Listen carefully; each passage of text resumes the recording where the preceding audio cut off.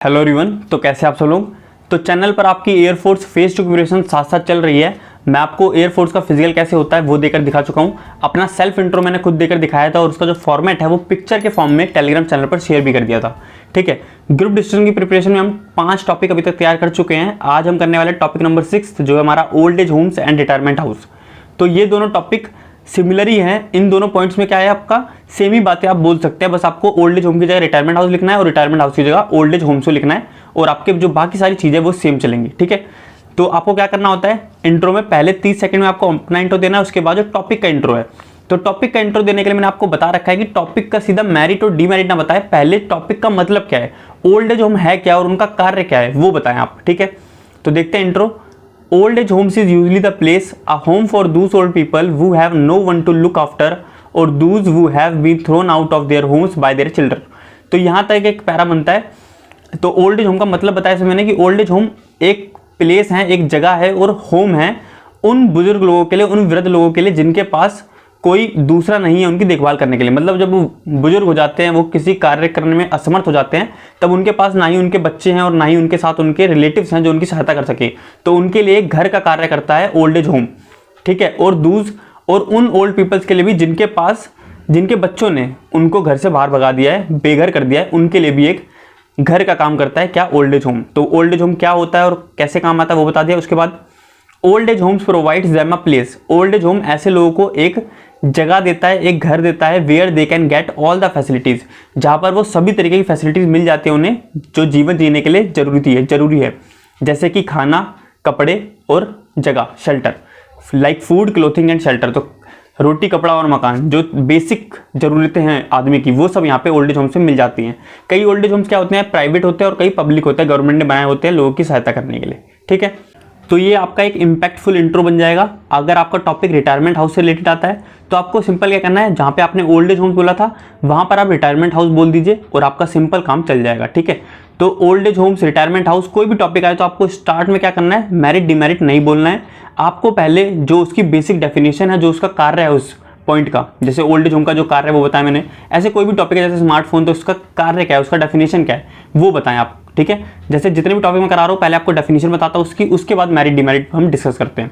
क्योंकि common GD जब start हो जाता है, आपने इंट्रो दे दिया, सब लोगों ने अपना, उसके बाद जब कॉमन जीडी स्टार्ट होता है तो उसमें यही करना होता है हमें, जो भी उस टॉपिक के फायदे हैं, घाटे हैं, वो सब हमें डिस्कस करना होता है।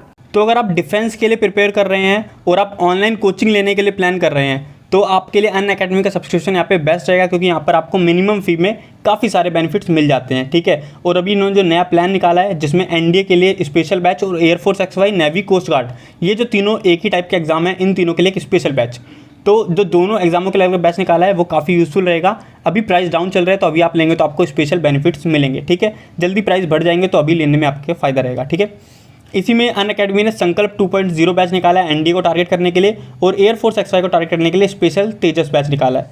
यहाँ पे एक्स्ट्रा बेनिफिट जो आपको मिल जाएंगे प्लस सब्सक्रिप्शन लेने पे, तो 6 मंथ पे 2 मंथ का प्लस सब्सक्रिप्शन फ्री मिलेगा और 24 मंथ पे 4 मंथ का। ऐसी एनडीए में आपको 12 मंथ सब्सक्रिप्शन के साथ 12 मंथ का SSB की जो कोचिंग है वो आपको मुफ्त में मिल जाएगी। आप फीस स्ट्रक्चर देख सकते हैं, ये फीस स्ट्रक्चर है एयरफोर्स, नेवी और कोस्ट गार्ड के एग्जाम के लिए जो तेजस बैच है। उसमें आप क्या है, अगर आप 12 मंथ सब्सक्रिप्शन लेते हैं तो आपको 5,500 का पड़ेगा, जिसमें आपको पर मंथ फीस सिर्फ 458 रुपये पड़ेगी, 458 रुपीज़। ठीक है, और यहाँ पर भी आपको एक्स्ट्रा बेनिफिट मिलेगा आप अगर ज्ञानी 10 कूपन कोड मेरा यूज़ करते हैं तो। ऐसी एनडी का सब्सक्रिप्शन में आपको जो 12 मंथ का कोर्स है वो 8,800 का पड़ेगा, क्योंकि इसमें आपको SSB की तैयारी भी कराई जाएगी और यहाँ पे आपको पर मंथ फीस 733 रुपये सिर्फ पड़ेगी। ठीक है, कूपन कोड जरूर यूज़ करें मेरा ज्ञानी 10, इससे आपको 10% एक्स्ट्रा बेनिफिट मिलेगा। तो देखिए हम पहले डिस्कस करते हैं कि ओल्ड एज होम से क्या फ़ायदे हैं। तो देखिए पॉइंट क्या है, old people whose children are living away from home for work, to those old people, old age homes gives them company of people of their own age। तो old people जिनके बच्चे, बुजुर्ग लोग जिनके बच्चे शहर से बाहर रहते हैं या फिर किसी और कंट्री में रहते हैं कार्य के लिए, ठीक है, काम करने के लिए, अपनी जीविका चलाने के लिए कहीं और रह रहे हैं, तो उन ओल्ड पीपल्स के लिए, वो अगर घर पे अकेले रहते हैं तो उनके लिए ओल्ड एज होम्स एक वरदान की तरह है। क्योंकि ओल्ड एज होम्स में उन्हें क्या मिल जाएगा, उन्हीं के लोगों की कंपनी मिल जाएगी जहाँ पर वो बातचीत कर सकते हैं। क्योंकि कब तक वो अकेले रहेंगे जब उनके घर पे कोई नहीं है, उनके बच्चे भी बाहर रहते हैं, उनके कोई और रिलेटिव भी नहीं है, तो उन लोगों के लिए ओल्ड एज होम एक ब्लेसिंग का काम करते हैं। ठीक है, ये पॉइंट समझ में आएगा आपको। Old age homes are like a blessing for those old people who have no child and relative to take care. तो ओल्ड एज होम्स उन लोगों के लिए ब्लेसिंग है, क्योंकि उनके पास कोई भी उनका ना ही अपने बच्चे हैं और ना ही कोई रिश्तेदार हैं जो कि उनका ख्याल रख सके। अब कोई आदमी अकेले रह रहा है, उससे बढ़िया तो यही है कि वो ऐसी जगह पे रहे जहाँ पे उसके जैसे लोग हों जिनसे वो बात कर सके और उसे जहाँ पे उसे फैसिलिटीज़ मिल जाए। अकेले अगर कोई वृद्ध आदमी घर पे रहता है तो उसको सारा काम घर का करना पड़ेगा, अपने लिए खाना बनाना पड़ेगा, उसके कोई बात करने के लिए नहीं होगा। लेकिन ओल्ड एज होम्स पे उसे सारी फैसिलिटीज़ मिल जाएंगी और उसके लिए घर की तुलना में वहाँ रहना ज़्यादा अच्छा होगा। ठीक है, अगर उसके पास कोई और अल्टरनेटिव नहीं है तो बता रहा हूँ मैं ये। ठीक है, ये कब है? जब उसके पास कोई चाइल्ड नहीं है और कोई रिलेटिव नहीं है। तो फर्स्ट पॉइंट को हमने as a old age home का जो पॉजिटिव एस्पेक्ट है, जो उसके फायदे हैं, उसकी तरह पढ़ा। नेक्स्ट पॉइंट आपका आता है, इसको आप एज अ कंक्लूजन भी ले सकते हैं और एक सिंपल पॉइंट भी। तो कंक्लूजन के रूप में बोलना चाहें तो भी अच्छा होगा। ठीक है, इसको अलग से नीचे लिख लीजिएगा, अपने जो आप नोट्स बना रहे हैं सबसे नीचे लिख लीजिएगा कि देखिए, it is our moral duty to look after our parents when they get old, since they have given us their everything, so it is our responsibility to take care of our senior citizens and love them, since they only want our love and care।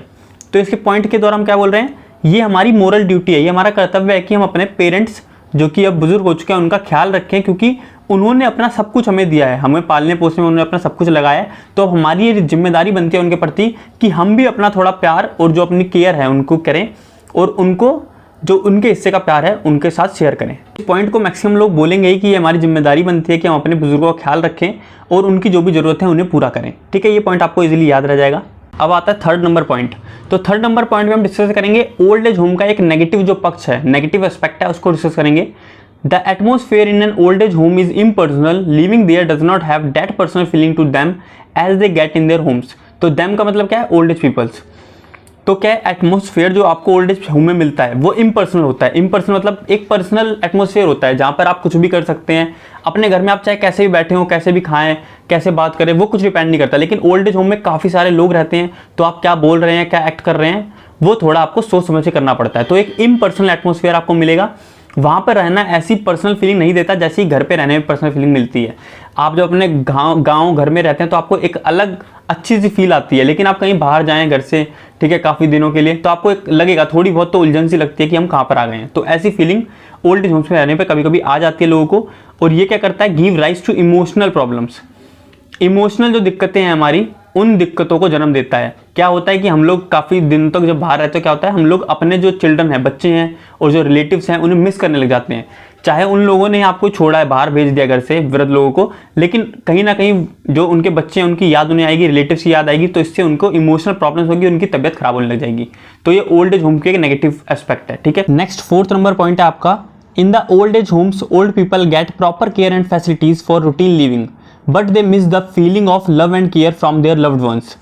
तो क्या होता है, old age Holmes में old peoples को जो भी facilities चाहिए, जो भी केयर चाहिए, ठीक है, वो प्रॉपर मिलती रहती है। वहाँ पर आपको एक प्रॉपर जो मेडिकल फैसिलिटीज़ होती है वो भी मिलती रहती हैं, बट जो उनको फीलिंग आती है लव एंड केयर की, जो प्यार की फीलिंग मिलती है, घर पर अपने बच्चों के साथ रहने में जो सुकून मिलता है, वो कहीं ना कहीं वहाँ पर नहीं मिल पाता है। वो फीलिंग कहीं ना कहीं मिस रहती है, जिसके चक्कर में हमने ऊपर ही पढ़ा कि इमोशनल प्रॉब्लम्स आती हैं। तो आगे क्या है, care takers can not substitute the feeling of love bye their family members. तो वहाँ के केयर टेकर्स, देखभाल करने वाले, चाहे कितने भी अच्छे लोग हों, चाहे वो कितना भी प्रयास करें, लेकिन जो फीलिंग अपने बच्चों से और अपने रिलेटिव से प्यार की फीलिंग आती है, वो फीलिंग को वो रिप्लेस नहीं कर सकते। तो ये एक एज अ नेगेटिव एस्पेक्ट है ओल्ड एज होम का। तो ओल्ड एज होम में एज अ कंक्लूजन भी आप इसे बोल सकते हैं कि वहाँ से प्रॉपर फैसिलिटीज़ वगैरह तो मिल सकती हैं, जो लेकिन पर्सनल फीलिंग्स हैं लव एंड केयर वाली, जो अपने घर पर अपने लव्ड वंस के साथ, फैमिली मेम्बर के साथ रहकर मिलती है, वो फीलिंग्स वहाँ पर सब्स्टिट्यूट नहीं हो सकती। ठीक है, तो ये 4 पॉइंट है, और आपको जो इंट्रो है वो भी बता दिया मैंने। अब आपको क्या करना है, इसको एक बार पढ़ना है, सिंपल इसको एक बार पढ़ें और फिर 2 मिनट का टाइम लगा के अपने आप को टाइम दे 2 मिनट का, और उसमें आप अपने मन में जो भी बना पा रहे हैं सेंटेंस, जो भी आप फॉर्म कर पा रहे हैं, उसे शीशे के सामने खड़े होकर दें और देखिए कि कितने कॉन्फिडेंस के साथ और कितनी फ्लुएंसी के साथ आपने उसके इंट्रो को बनाकर अपने वर्ड्स में इंग्लिश में चेंज करके बोला है। ठीक है, आप जब तक ये काम नहीं करेंगे 10-15 टॉपिक के साथ, तब तक आपको कॉन्फिडेंस नहीं बनेगा, और अगर आपको कोई अलग टॉपिक आएगा तो उस पर आप इंग्लिश में बनाकर बोल नहीं पाएंगे। ठीक है, तो ये काम आपको अभी से करते रहना है। तो जितनी ज़्यादा प्रैक्टिस हो सके उतनी प्रैक्टिस आपको करनी है। और अगर वीडियो पसंद आई तो आपको वीडियो को लाइक कीजिएगा, शेयर कीजिएगा, और चैनल पर नए हैं आप तो चैनल को सब्सक्राइब कर लीजिएगा। थैंक यू, मिलते जल्दी नेक्स्ट वीडियो में।